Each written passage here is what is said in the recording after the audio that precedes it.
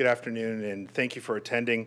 8 days ago, I was here to inform the public of a seizure of 7 firearms and numerous rounds of ammunition, a large quantity of illegal drugs and money. 4 individuals were arrested and charged in that investigation.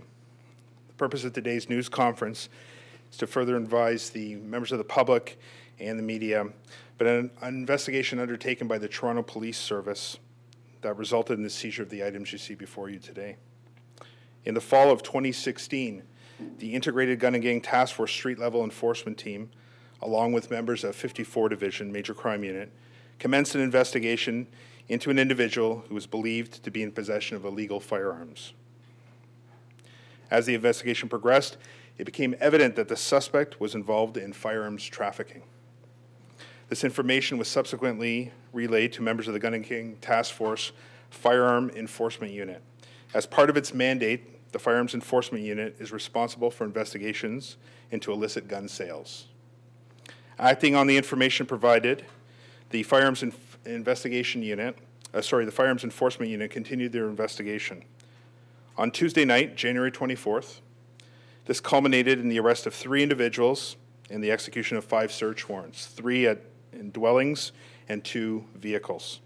The seizure of the following items. There were 9 firearms, including a Px4 Storm Beretta semi-automatic handgun capable of firing .40 caliber ammunition, a Desert Eagle semi-automatic handgun capable of firing 9mm ammunition, a Glock 27 semi-automatic handgun capable of firing .40 caliber ammunition, a Glock 23 semi-automatic handgun capable of firing .40 caliber ammunition, a Hopkins and Allen Dictator revolver. This is an antique firearm, but because of the prohibition by one of the 4 prohibitions on one of the accused, we feel that it meets the definition of a firearm, and so a charge was laid in relation to that firearm. A Glock 26 semi-automatic handgun capable of firing 9mm ammunition, a Glock 30 semi-automatic handgun capable of firing .45 caliber ammunition, an AR-type carbine rifle capable of firing a .223 caliber ammunition. It's the one with the red paint. An AR-type carbine rifle capable of firing .223 ammunition. The 2 rifles have no manufacturer recorded on the firearm. In addition, there was 9 overcapacity magazines capable of firing or holding various calibers of ammunition for the Glock handguns, and 14 additional magazines of various calibers.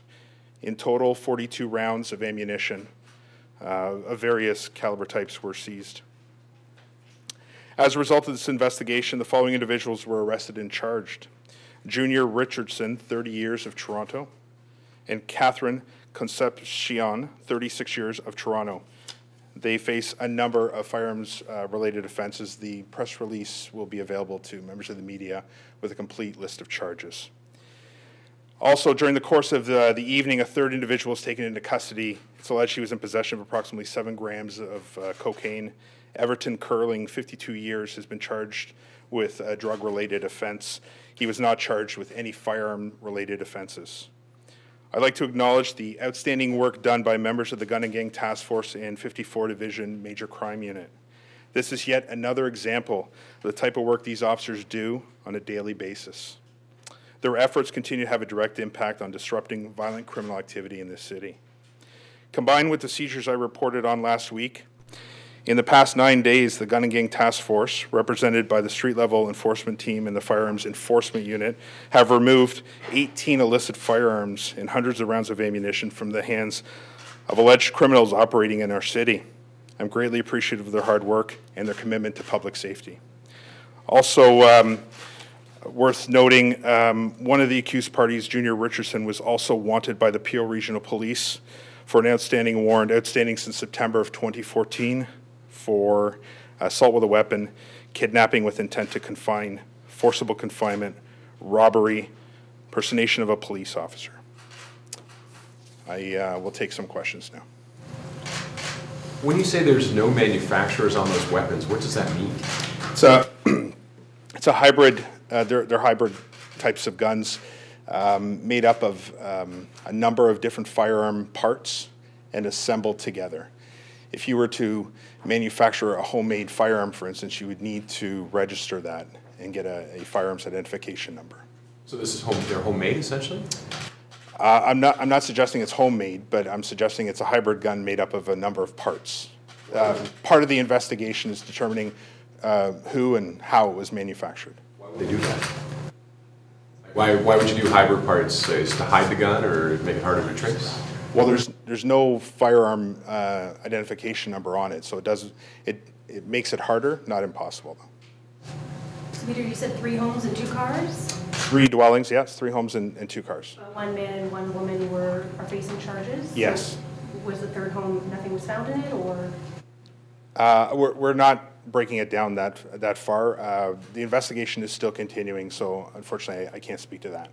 Any indication where the weapons are from? Are they Canadian, domestic, or are they from the States?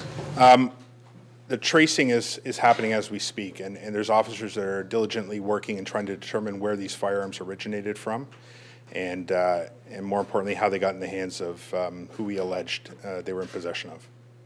How important is it to get those 18 firearms off these streets within the past 9 days? Every firearm, illicit firearm in the city, is important. The officers work diligently each and every day, and we don't hold news conferences for every firearm we seize, but I can tell you that the officers are out there each and every day working extremely hard to try to conclude these investigations, and we have many of these types of investigations underway right now, and this really puts the onus on everyone, including those who know where firearms are stored, illicit firearms in this city, to pick up the phone and call. If you have any concern for your own safety, the safety of your family, and the safety of your community, you will call us. Is 18 a lot? You said it was 18 in the past week. Is that a normal week, higher than average weapons in the city? Certainly the number of firearms we're seizing at one time, especially in the close time frame, is notable. But like I said, we're seizing firearms quite regularly, and the officers certainly are. We're always surprised when we see this type of cache of weapons in any one place. Congratulations to your team on getting these weapons off the road again, for doing it. For all those people who don't get to stand up, thank them for us. These homemade guns that you're talking about, does this perhaps indicate we have an issue with the firearms parts being smuggled into the country and being assembled here, and someone doing that perhaps? And in terms of that, these guns here, you're looking at the location of them. I know we had discussions in the past that talked about people who have permits to be able to acquire firearms, acquiring 20 of them and then selling some of them off. Does that tie into any of this?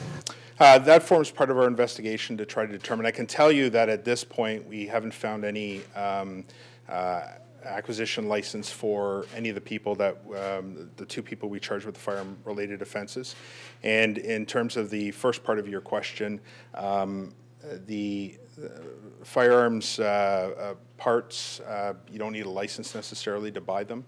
And so that's something we're working very hard with our partners, in particular our federal partners, to try to address. How is the cooperation going with the federal provincial partners? Are you seeing the cooperation, maybe legislation that you need and budget that you need, or what are the challenges there, or are the things that are going well? We're definitely talking. Sorry, are there any outstanding weapons at this point? From last week to yesterday, is the search still ongoing at this point? This investigation continues, as is the previous one I reported on. We continue to follow up every single lead. Arrests don't conclude our investigation, and we'll continue to be diligent in the pursuit of illicit firearms in this city.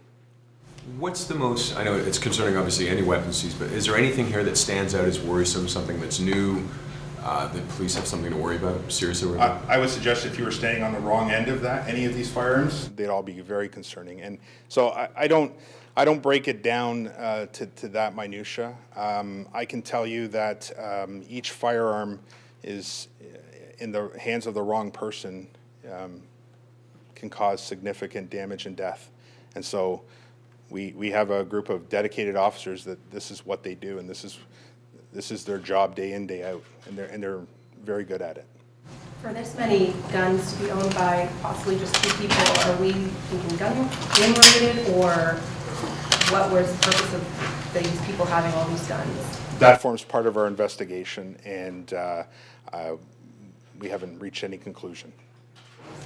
In terms of the ammunition for these guns, how are things going with that? Closing down where they're getting their ammunition if someone's buying it from stores here? Because you need a license to buy the ammunition here. Do you not, or some sort of permit? Yes. So do we know where some of this ammo is coming from as well? Were you able to trace that or find out about that? That forms part of our investigation, and we're hours into it, obviously, so I don't have the results of that just yet. Well, you're pulling on the threads on this very well, let me say that. It's great to see these guns get off the street. Because you can empty one of these guns in seconds, right? Yeah. If someone's shooting them? Yes, absolutely. They all pose a danger to public safety, and every firearm that we recover is, we view it as at least one life saved. I know you said it's early, and I know any indication that any of these may have been used in crimes already? I know these guns tend to get resold. Any indication that they've been used in prior crimes? That's a good question, and like every crime gun that we seize in this city, it is tested to determine exactly if they've been involved in any other crime. But nothing's showing up yet? Those tests are... Oh, they haven't been done, yeah, okay. On those tests, I'm sorry, just to that. Has there been any tests to see if any of these guns have actually been fired yet? Or that's still coming? All of those tests are still taking place, are yet to take place, sorry. Was the man who had a warrant of appeal, was he known to Toronto Police? If you have a big criminal record here, or just warrant of appeal? He was known to the Toronto. He was known to police. Yes. Can you talk more about the thing that you said about one of the suspects impersonating a police officer? That's a Peel Region matter, and I will defer you to Peel Region. I don't have the details, and even if I did, I wouldn't speak about them here. To that end, Inspector, how much work are you doing across other forces that are in the GTA area? Is that something you're doing on a daily basis with intelligence going back and forth? Because certainly they're not respecting just boundaries. No, crime knows no boundaries, and we work closely with all of our partners in the GTA and beyond, provincially, nationally, and internationally. Will that antique, is that going to be destroyed then once this is out? Well, that's evidence right now. And yeah, but we're going to allege that it does meet the definition of a firearm. So at the conclusion, there will be a disposition offered by or authorized by the courts for these firearms. So could it be saved or sold as an antique? The one there you said is an antique. Yeah, at this point it's too early to say exactly.